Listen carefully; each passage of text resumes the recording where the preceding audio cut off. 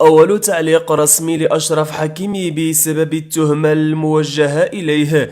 السلام عليكم متابعينا الكرام ومرحبا بكم في هذا الخبر العاجل. وفي التفاصيل، دخل اللاعب المغربي أشرف حكيمي على خط القضية التي وجد نفسه في قلبها، وكشفت روايته بشأن التهمة المزعومة. وقال نجم الأسود معلقا على هذه التهمة: ما حدث كان مدبرا وتم خداعي. يشعر بأنه تم خداعه وأن اتهام الشاب له كان مؤامرة مدبرة. في غضون ذلك تتواصل منذ أسبوع تقريبا تحقيقات النيابة الفرنسية مع نجم أسود الأطلس وباريس سان جيرمان. وقد قصد فريق برنامج فيتسا صديق طفولة حكيمي وجاره في الحي الذي نشأ فيه بمدريد من أجل محاورته، لينقل تصريحاته التي شدد فيها بدوره على أن الأمر يتعلق بمؤامرة مدبرة وأنه تم خداع صديقه حكيمي. وأضاف صديق النجم المغربي الذي فضل الإبقاء على هويته غير معروفة أن عائلة حكيمي تعاني من انتشار تلك الرواية، لكن الله وحده أعلم بالحقيقة.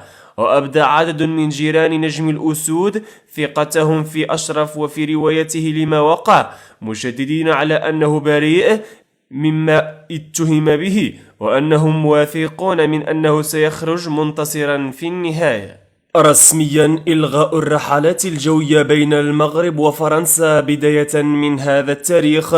ابتداء من يوم غد الثلاثاء إلغاء الرحلات من وإلى باريس، حيث أعلنت شركة الخطوط الملكية المغربية صباح اليوم الاثنين عن إلغاء رحلات جوية ابتداء من يوم غد الثلاثاء من وإلى باريس بسبب إضراب الخدمة المدنية الذي نظمته النقابات الفرنسية. وأفادت الخطوط الملكية المغربية عبر تغريدة لها في حسابها الرسمي على موقع تويتر أنها وضعت رهن إشارة زبنائها المعنيين بهذه الإلغاءات خطوط الهاتف والموقع الإلكتروني للشركة من أجل الاستفسار حول رحلاتهم. الكلاب الضالة تأكل أزيد من 50 رأسا من الأغنام. تسببت مجموعة من الكلاب الضالة في خسائر فادحة لأحد الكسابة بأحد دواوير منطقة تبانت بإقليم أزيلال. وفي تفاصيل الواقعة،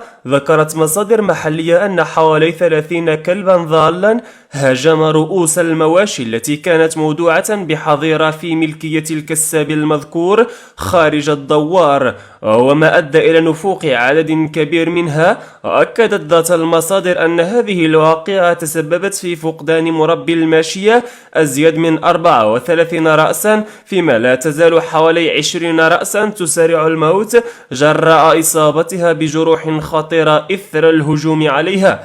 واستنفرت هذه الواقعة السلطة المحلية التي حلت بعين المكان فور علمها بالخبر، حيث استمعت للمتضرر الذي عبر عن أمله في أن يتم تعويضه فيما لحقه من الخسائر. وفي مقابل ذلك تم التخلص من رؤوس الأغنام النافقة أمام حسرة مالكها وتضامن ومؤازرة جيرانه في الدوار، فيما طلبت عدد من فعاليات المجتمع المدني بإقليم أزيلال بضرورة تدخل الجهات الوصية من أجل وضع حد لظاهرة الكلاب الضالة.